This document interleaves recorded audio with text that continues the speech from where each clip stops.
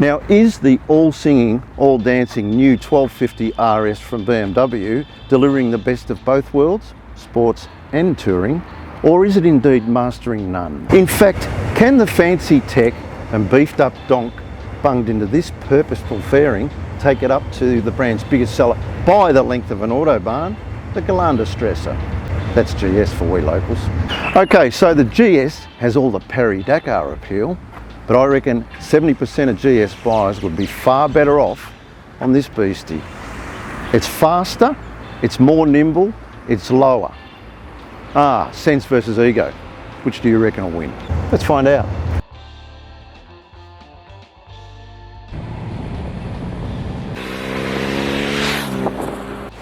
The 1250 RS you see here is the sport version, which is slightly up from the S version. It comes fully fruited, in this case, the dynamic package and the touring package. So it's got everything you could ever want. Now that Tft screen, the first time I heard about Tft screens, I said, what's that all about? I don't need a big fat telly strapped to my motorcycle.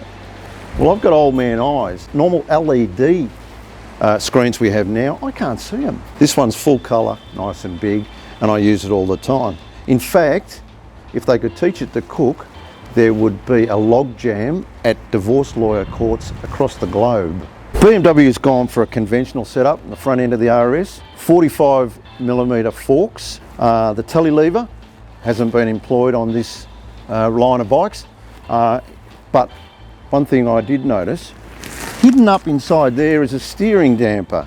Now, a lot of brands would show off about a steering damper. They want you to know it's there. BMW is a bit sly when it comes to this. I think they want to say, everything handles very nicely, we don't need to show you our steering damper. It's there and it works. You can set that lovely front end up using the ESA in either road or dynamic mode. Think compliant, gentle and ballistically stiff. Those are your two choices, but they work really well depending on how you're riding the bike. The front end works beautifully. It's really nice. It's a sports front end, make no mistake. BMW utilises what we've now become used to, that lovely paralever shafty rear end. I really like it, it works really well. It's tried and true. But what I love about it is it allows for a single-sided swing arm. Now, I get all excited about single-sided swing arms. I love them, and that looks grouse. Certain things define certain brands. For BMW, it's always been about fit and finish. This thing is put together so nicely. I love the surfaces, the materials, the fasteners. The whole thing makes me feel good. I will say you pay for that. BMWs don't come cheap, and that's the sort of difference you get, but you'll pay. The RS is more handsome than pretty, more George Clooney than Brad Pitt. It's more Shiraz than Champagne. There's no lovely swoopy lines. There's angles and surfaces all over the shop, but it looks modern and it looks tough. Pretty? Probably not.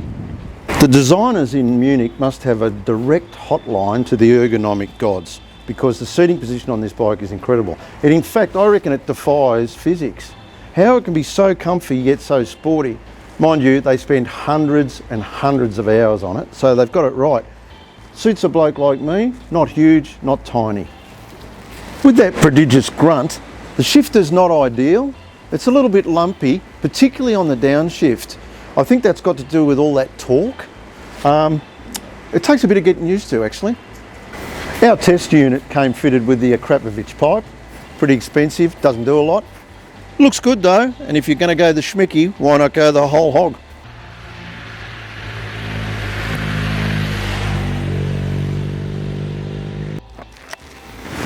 So, a wet ride today, greasy, not soaking, but enough to get your attention on the R1250 RS. Really impressed with that shift cam engine. Almost imperceptible are the cam lobe changes, depending on on-road and riding parameters. The thing is really good when you get up it, changing to that second cam lobe. Pulls off the bottom, massive torque. Fit and finish, gorgeous. Price, $22,565 plus on-road costs. That's for the base model. Once you bung your touring packages and this package and that package, she gets up there. It's a low motorbike, it's expensive and classy, just like we all want to be.